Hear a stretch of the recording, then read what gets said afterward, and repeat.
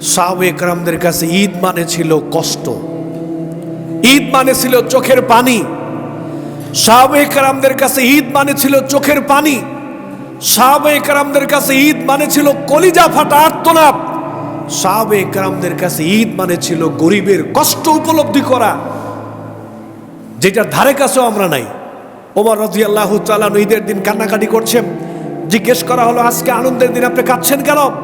ওমর রাদিয়াল্লাহু তাআলা বলল, আজকে তো আনন্দের দিন তাদের জন্য যারা আল্লাহর পক্ষ থেকে এই সংবাদ পেয়েছে যে আল্লাহ তাদেরকে জানাইছে যে হ্যাঁ, 1 মাস ইবাদত করার মাধ্যমে আমি আল্লাহ তোমাকে মাফ করে দিয়েছি। এই সংবাদ যারা আল্লাহর পক্ষ থেকে পেয়েছে তাদের জন্য আজকে আনন্দের দিন।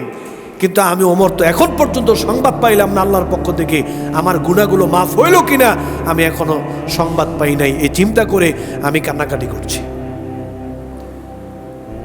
কিন্তু আমাদের চোখের দিকে তাকাইলে তো মনে হয় সুবহানাল্লাহ, আমাদের কোনো গুনাহই নেই, আমাদের কোনো গুনাহই নেই। চোখে মুখের দিকে তাকাইলে তো এটা উপলব্ধি শক্তি মনেই হয় না। ওমর রাদিয়াল্লাহু তাআলা আনহুর মতো ব্যক্তি কান্নাকাটি করছে, আমার গুনাহ কি আল্লাহ মাফ করে দিছে? আমার গুনাহগুলো কি মাফ করাইতে পারলাম? এটার মানে ঈদ। সাহাবায়ে কেরাম কষ্ট পাইতেন, রমাদান মাস চলে যাচ্ছে, আয় আল্লাহ রমাদান মাস চলে যাচ্ছে, আল্লাহ জানি না আমার জীবনে রমাদান মাস পাই কিনা, আল্লাহ কি আমারে মাফ করছে? আমার ইবাদতগুলো কি কবুল হয়েছে? আমার সিয়াম, আমার কিয়ামগুলোকে আল্লাহ কবুল করে নিয়েছে? সাহাবায়ে কেরাম এইভাবে কলিজা ফাটা আর্তনাদ কান্নাকাটি করতেন, কষ্ট পেতেন। আর আমাদের কাছে দেয়া হয়েছে ঈদ মানে আনন্দ, নতুন পোশাক, খাওয়া দাওয়া, বিশাল ব্যাপার স্যাপার।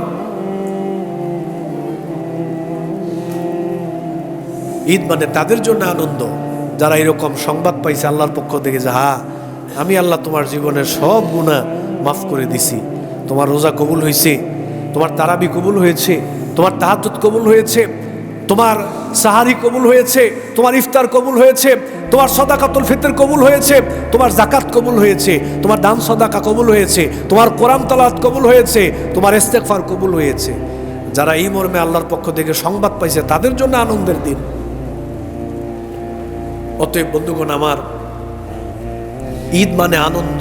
হ্যাঁ, ইসলামিক দৃষ্টিকোণ থেকে আমরা এই আনন্দটা প্রকাশ করব। ইসলামের বাহিরে গিয়ে অপসংস্কৃতিকে লালন পালন করে শয়তানকে সামনে এনে আমরা ঈদের আনন্দ প্রকাশ করে এরকম মহা পবিত্র গুরুত্বপূর্ণ একটা ইবাদতকে আমরা প্রশ্নবিদ্ধ করব না।